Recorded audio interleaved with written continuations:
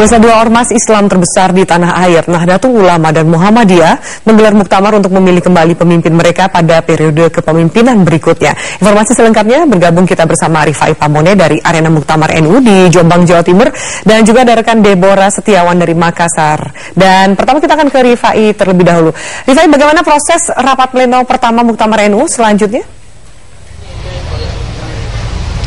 Rapat pleno untuk tahap pertama dalam Muktamar ke-33 Nahdlatul Ulama seperti yang sudah diinformasikan sebelumnya, Afi, yaitu terkait dengan pembahasan dan penetapan dari tata tertib Muktamar ke-33 selama 7 jam lebih berlangsung sejak pukul 11 siang tadi. Bisa dikatakan bentuk permusyawaratan yang disajikan oleh 3.511 muktamirin yang hadir dalam rapat pleno untuk penetapan tatib ini cukup menarik untuk disimak karena hujan interupsi selama 4 jam terakhir kepada pimpinan sidang terus terjadi.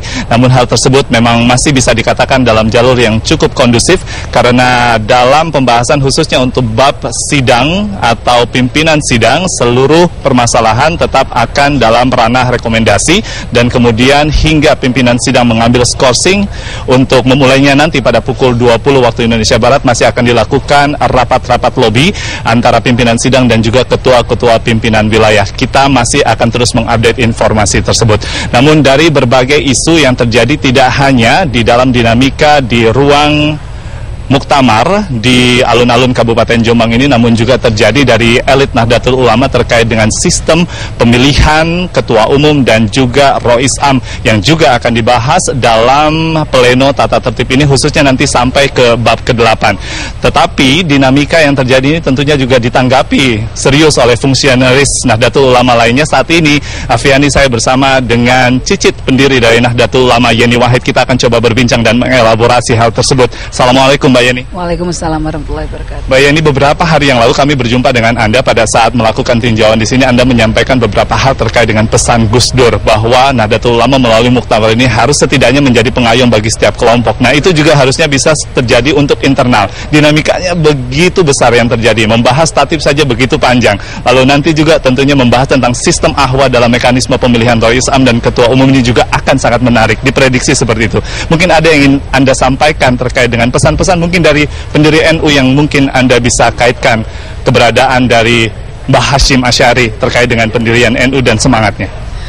Saya rasa dinamika yang terjadi pada muktamar kali ini masih dalam tahapan, masih batas-batas yang wajar saja. Biasa orang kumpul rame-rame kemudian bermuktamar, ada perbedaan pendapat, itu hal yang biasa. Kemudian bahwa ada mereka tentu mempunyai cara pikir yang berbeda-beda bagaimana tatib harus seperti apa ke depannya, terutama berkaitan dengan tatib pemilihan ketua umum dan Rois Am, itu hal yang biasa.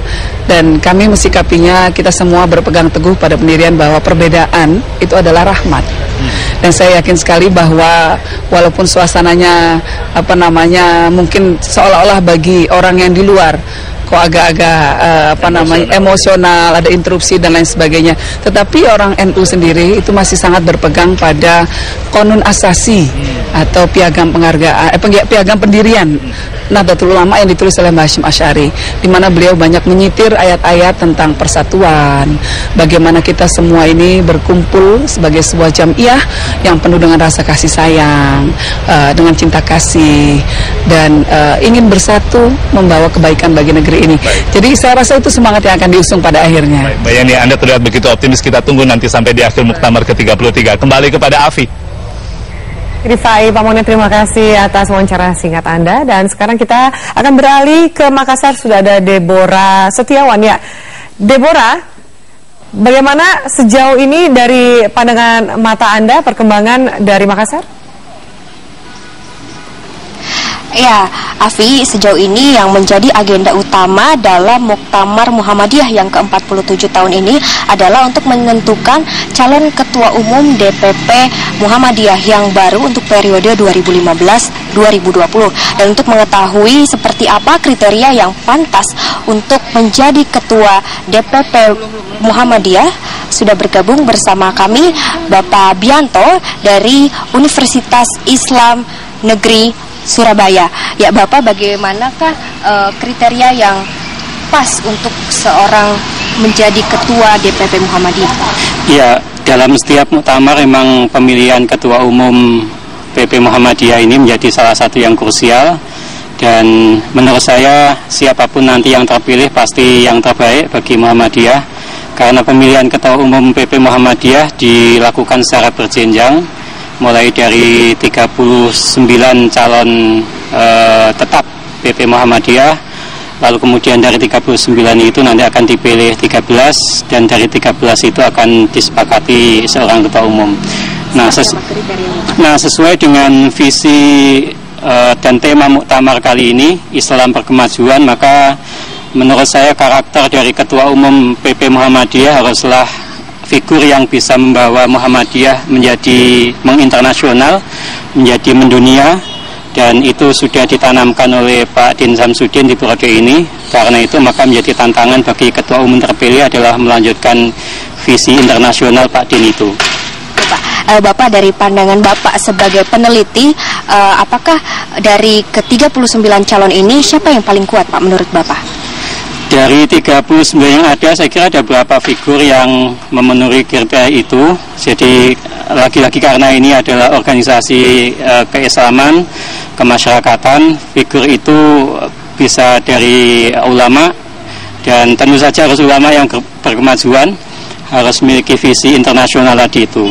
Nah, tidak harus menyebut nama, saya kira, karena ada di 39 calon itu ada beberapa nama yang selama ini sudah bekerja keras untuk membawa Muhammadiyah menjadi menginternasional tadi. Ya. Pak, sejauh ini kan Muhammadiyah sudah sangat baik dalam pergerakan pendidikan, seperti sekolah dan universitas Muhammadiyah terbilang cukup baik Pak di Indonesia kualitasnya. Lalu adakah agenda Muhammadiyah Pak untuk melakukan pergerakan lain, mungkin seperti pergerakan kerakyatan Pak?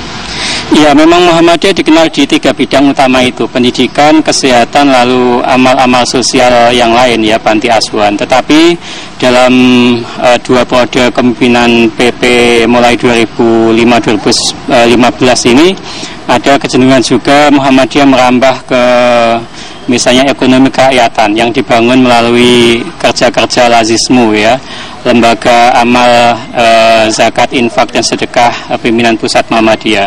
Dan itu menurut saya salah satu terobosan yang penting untuk membawa Muhammadiyah menjadi lebih populis di mata masyarakat. Ya. Ya, demikian wawancara saya dengan Bapak Bianto, peneliti Muhammadiyah dari Universitas Islam Negeri Surabaya. Kembali ke Anda. Ya, baik, Deborah Setiawan, terima kasih atas laporan Anda dari Makassar, dan sebelumnya ada rekan Rifai Pamoni melaporkan dari Jombang, Jawa Timur. Terima kasih teman-teman. Dan pemirsa, informasi tadi juga sekaligus menutup perjumpaan